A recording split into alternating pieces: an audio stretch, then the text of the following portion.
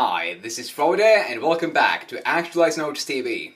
Today we have another great book, The School of Greatness by Lewis Howes. The School of Greatness, the subtitle, A Real-World Guide to Living Bigger, Loving Deeper, and Leaving a Legacy.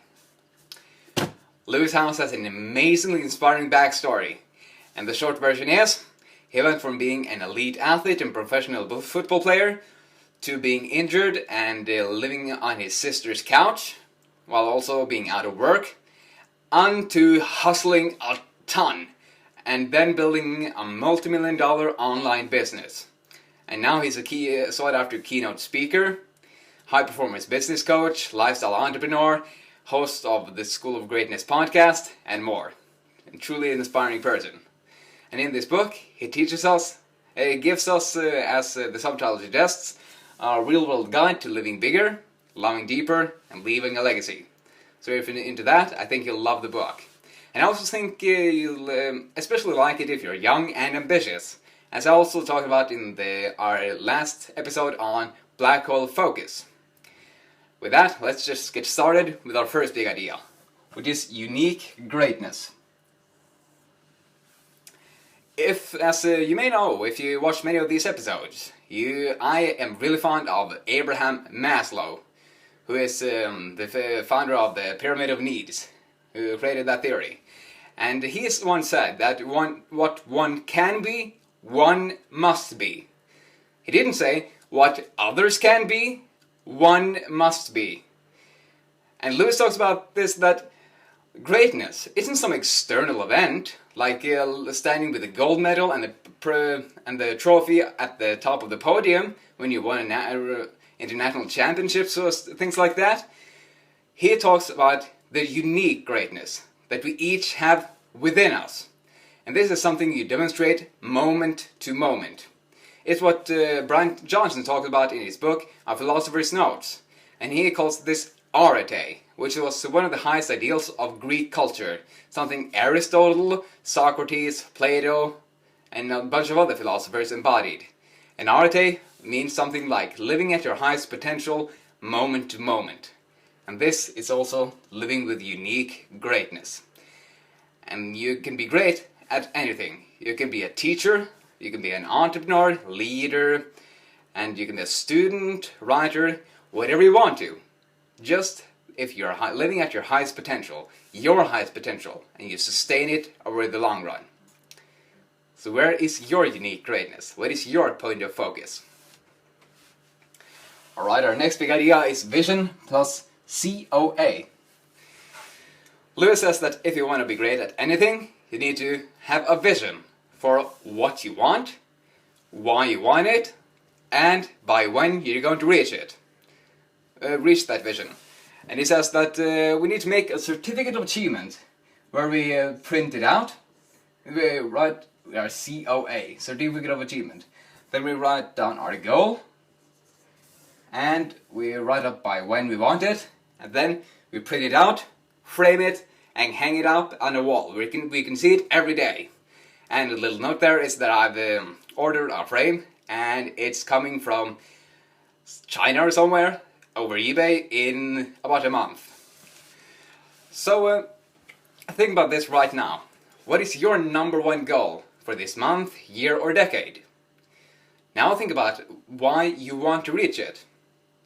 Why is it important to you? And then think about by when you want to reach it. It needs to be specific, and you need to have a game plan for how you're going to reach it. And then hang it up as your certificate of achievement. It's done. It's simply going to happen. So we want a vision and a certificate of achievement. Our next big idea is don't stop. Lewis tells us that if there's one thing we take from the School of Greatness, it should be this. You can go as slow as you want to, but you can never give up or drop out of giving it your best in life. You can never stop in life. And this reminds me of a few years ago when I first started running consistently. My brother Ronnie, who is about 16 years older than me, had been running a lot in his youth, or when he was younger. And he had actually competed in the 3-kilometer national championships in Norway. And he ran it in 9 minutes and 17 seconds. That's under 10 minutes for 3 kilometers, and that's extraordinary. So we started running it together. And one of the first things he taught me that really stuck with me was that when we run, we never walk, and we never stop.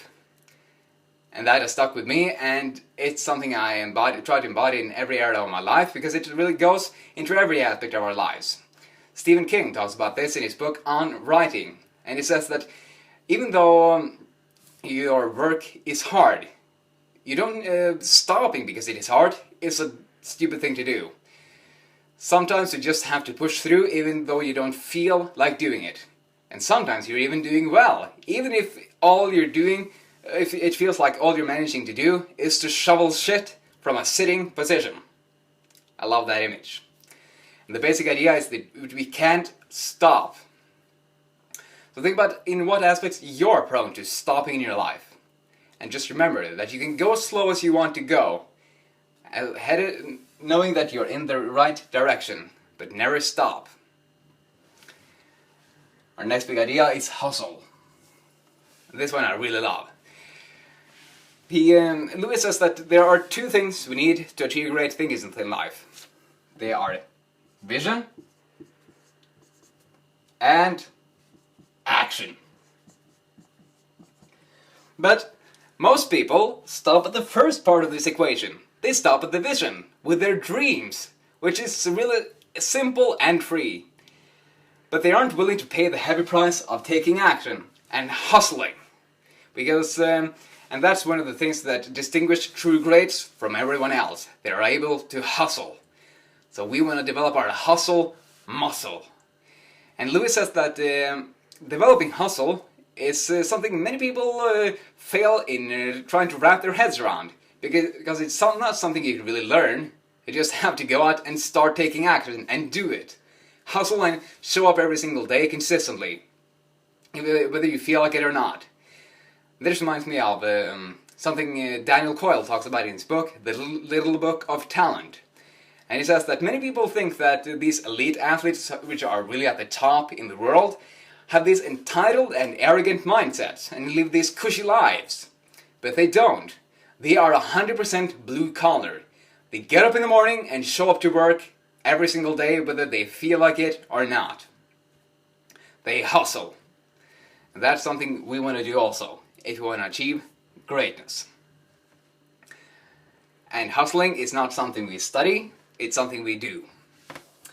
Another last big idea is be your word. Getting fired up here.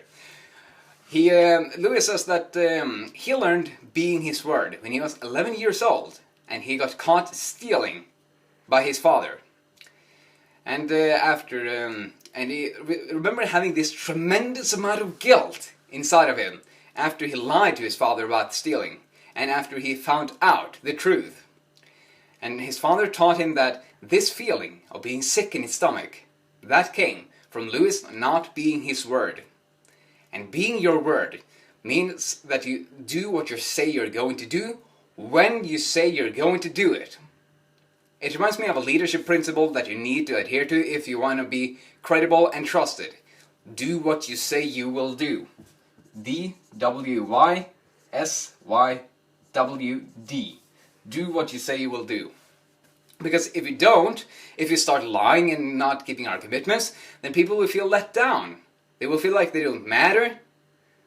And that's not something we really want to signal if we want to develop good relationships in our lives. And it's so important for ourselves.